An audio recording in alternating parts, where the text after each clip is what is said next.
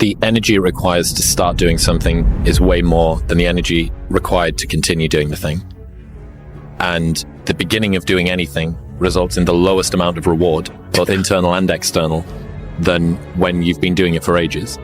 Every single person who wants to do something with their life and has done something with their life has gone through the exact chapter that you're going through. And it's the lonely chapter. It's the chapter where you don't fit in with your own friends, but you don't have the outcomes yet to fit into a new group of friends. And you're doing this thing, you're consuming content on the internet, you're doing these free tutorials online to try and figure out how to set up a podcast and where do I host this thing? And then you're going through this and you're like, is this even worth it? Because you have no signs of success, right?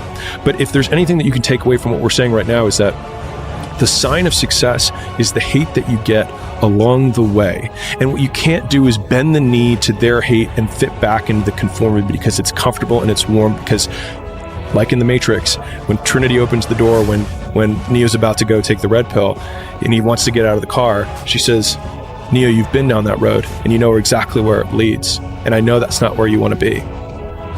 And then he closes the door. Like right now, this moment that you're going through is Trinity opening the door and being like, you could go back, but then you'd have to remember exactly what the reason was that you decided not to go out to begin with, just because you listen to this podcast and you consume this content, you're like, I can do more than this. Like, because you are starting to live in some of that hell where you look in the mirror and you're like, I can do more. And you start to see the person that you could be. And you're like, this does start to feel like hell. Everyone needs to go through the same challenges that you're going through. Every single difficult thing that you do is kind of like a massive wall that you need to get over. And you go, wow, I'm so glad that I've got over that wall. And think about how many other people are going to fall at that wall. What I've learned is to always keep going. Always. I've come to find out is that, no matter what happens, the storm eventually ends. And when the storm does end, you want to make sure that you're ready. And so I've really learned to put one foot in front of the other, good, bad, or indifferent, because eventually that storm passes. You don't show up. Nobody cares. At the end of the day, nobody cares. What we're going through, how your body feels, nobody cares. We gotta do our job. And we emphasize that to each other again today. Hey, I got your back, you got mine. Nobody cares, man. We gotta go. Is it fair? No. Life is tough sometimes, and it's not fair. And it doesn't care sometimes. But you're gonna hold true to what you believe, and you're gonna hold true to who you are, and you're gonna be that person whether it's easy or it's not. There's 24 hours in a day where you're alone in this brain, and your brain is talking to you in all kind of ways, and it wants to control you and pull you in these different pockets. You got to tell your brain where you want to go and how you want to get there. If you can't control your own brain, it's over. What was really your work ethic like, and for how long did you stay disciplined?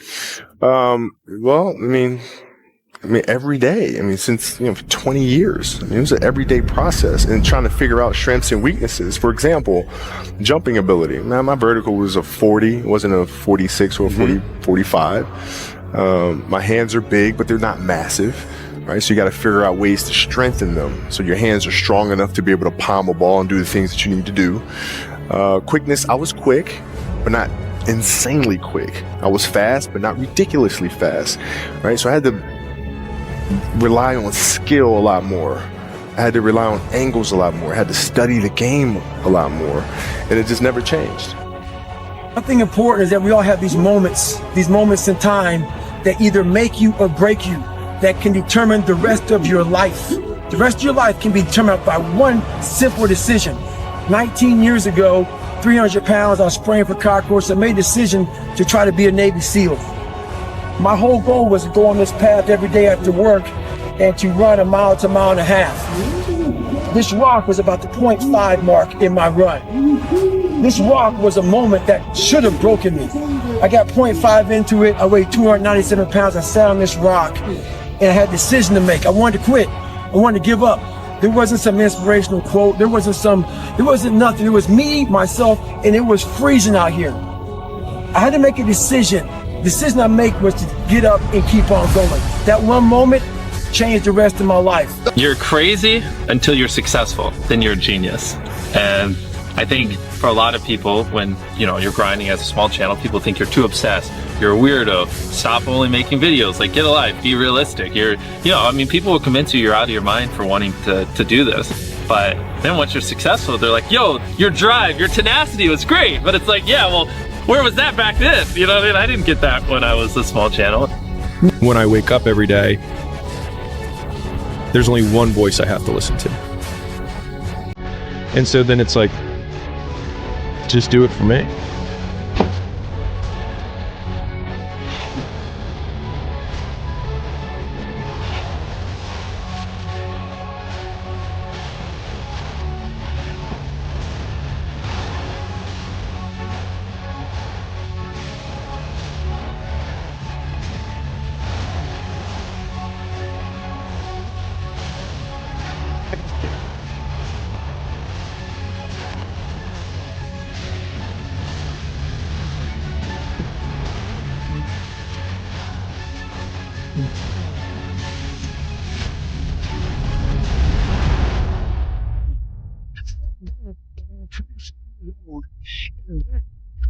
At 100%. If I chose the path of leading resistance, that could have been 100%. Never knowing. Body, the kid who couldn't read,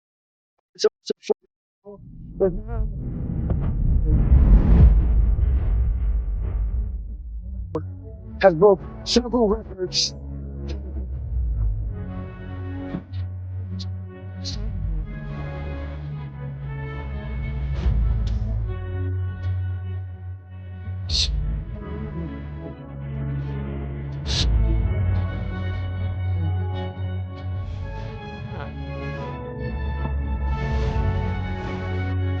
I think it's just giving yourself permission to suck.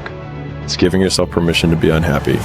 It's giving yourself permission to not achieve while you do for a long period of time. It's giving yourself permission to lose friends. It's giving yourself permission to do things that's different than people in your social circle or your age group are doing. It's giving you permission, giving yourself permission to be an exception so that you can become exceptional. It's so easy to be great nowadays, my friend, because most people are weak. Most people don't want to go to that extra mile. Most people don't want to find that extra because it sucks. It's miserable. It's lonely. That's the only place to be. You always have to be the person who roots for you before everyone else does. And it's usually a single clap in the auditorium for a very long period of time.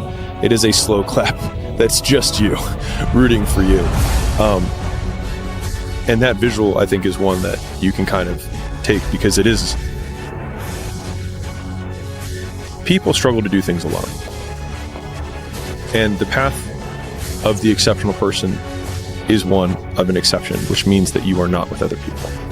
And rather than fighting that or bemoaning it, see it as an indicator that you're on the right path. Because if everyone else were cheering you on, then it means you're not in the right place, because it means you're just like everyone else, and that's not where you want to be. Time alone, again, will make you see who you are. And the third thing, it lets you see what will fit you, what's suitable for your life. Where is your sweet spot? What works for you? A part of being a beast just ain't eating a gazelle. A part of being a beast is the hunts. It's the hunt that they're excited about. They like to see the gazelles run. Then boom, they take off. Because real lions like to hunt. They love the process just as much as they love the prize. And some of y'all just want to score. You don't like the process. You're not in love with the process. A true hunter's goal is not the prize. A true hunter's goal is to hunt. That's what they live for. They live to hunt. They don't just live to catch it. It's the whole process. When you are a true hunter, you don't go by time. You go by the gazelle. When you are a true hunter, you hunt until you get a gazelle, and you don't stop until you get one. And then you get another, and then you get another, and you get another. If you're going to do what you say you're going to do, be what you say you're going to be, you're going to have to lion me out. You a gazelle, you're going to come up short. You a gazelle, you're going to have an average experience. You a student, I need you in lion mode. You an entrepreneur, I need you in lion mode. You trying to lose weight, lion mode. You can't do nothing significant in gazelle mode, nothing. Nothing impressive happens in gazelle mode. Nothing happens in run mode, give up mode, quit mode, scared mode, fearful mode, nothing happens. Everything happened in lion mode like I'm coming to get you. Champions are focused on the goal. They don't have time to be doing stuff that's not going to help them toward the goal. So all the little social media, cut it off. Cut it off. Get off of it. Stop Netflix. Who you watching? Watch you. Cut the TV off. It's going to be there. You got a job to do. That's what you're getting paid for. Have some pride. Cut off the TV, son. Cut that doggone football game off. It ain't doing nothing for you. They making millions, you not. More stuff comes to you when you execute, son. Do what you supposed to do. You ain't no boy no more. The only thing you do for success, there's no discounts. It's sweat, it's blood, it's tears. There is no discount. You can't get 50% off. It's sweat, it's blood, it's tears. There are no shortcuts to success. Stop thinking there are. And stop wanting people to put you somewhere that you didn't earn. It's hard, but it's worth fighting. It's worth believing. It's worth mustering yourself up, standing up inside yourself. It's worth fighting relentlessly, never giving up. I got staying power. I got staying power. Be encouraged today that no matter what you've walked through, no matter how broken your marriage is, no matter how many times you failed, There is within you a spirit that is greater than whatever is going on around you. the fight isn't over. The fight is just beginning. You have the opportunity to show the world what you are really made of. Most people, the bottom 80%, are lazy. They're looking for an easy way. They're looking for a shortcut to be successful. And there aren't any. But if you do something repeatedly, over and over, you develop a habit. So most people are in the habit of looking for easy ways to get the things they want. It's almost like you have to have the ability to go to the deep end no matter whether or not you'll ever go there. Right. Yes. And some people are like, well, I'm never going to go to the deep end. Mm-hmm. But you should be able to. Yes. What are you willing to give up? What are you willing to sacrifice? What are you willing to forgo? If you're struggling, if you're frustrated with yourself, if you're at that point where you're so sick of yourself and your excuses, I've been there, Stephen's been there. This is a normal part of the human experience. And at some point, either the pain is going to get big enough, or you're going to bump into somebody's story somewhere on this planet who has been in the position that you're in right now, facing the stuff that you're facing right now. And there is something about their story at this exact moment in time that will ignite something in you that is missing. And what is missing in you right now is hope. Make a damn schedule and stick to it so that you have the day you want. That's the trick. It's like, okay, I've got tomorrow. If I was going to set it up so it was the best possible day I could have, what would it look like? Well, then you schedule that. So if you want more free time, you need more disciplined time. More scheduled time towards the things that matter, the more vacation time for you and your family. That's how you get ahead. What's your distraction? Just be honest. Are you distracted by ESPN? Are you distracted by movies, Netflix, video games, gossip? Are you distracted with things that don't matter in your life? Ask yourself truthfully, your big goals and dreams. Can you get laser obsessively focused almost to its exclusivity for an extended period of time? I'm talking about a year, 2 years, 3 years, 4 years, 5 years, even a decade towards something you want so badly you want it like oxygen. It's like you want it like you want to live. Are you extendedly laser focused on it, or do you get distracted easily? Our obsessions become our possessions, but we won't possess them if we're not truly obsessed. This is all about the quitting mind. So what's the quitting mind? So let's say it's day one of a job interview.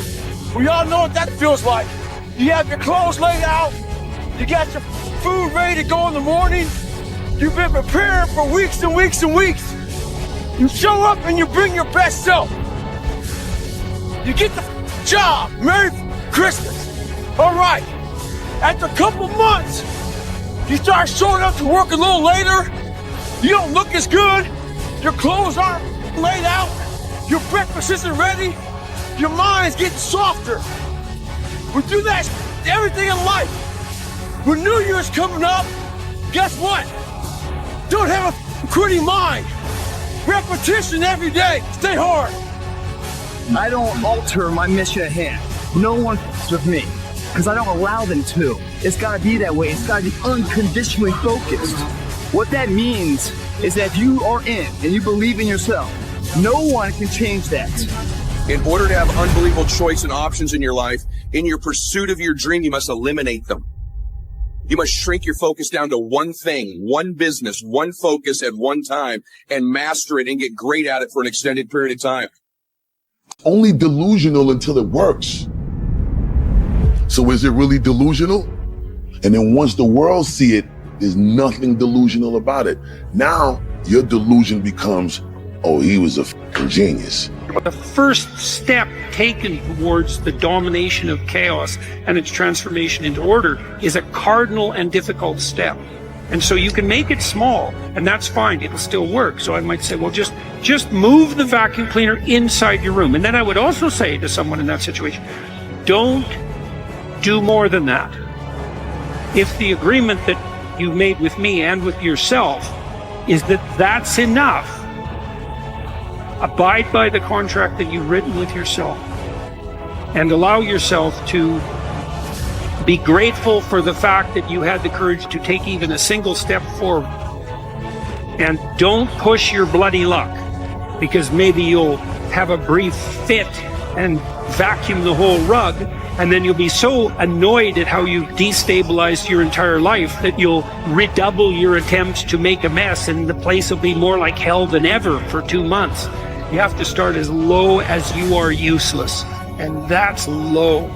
So once you take the first step, the probability that you'll take a slightly larger second step increases, and that increases non-linearly.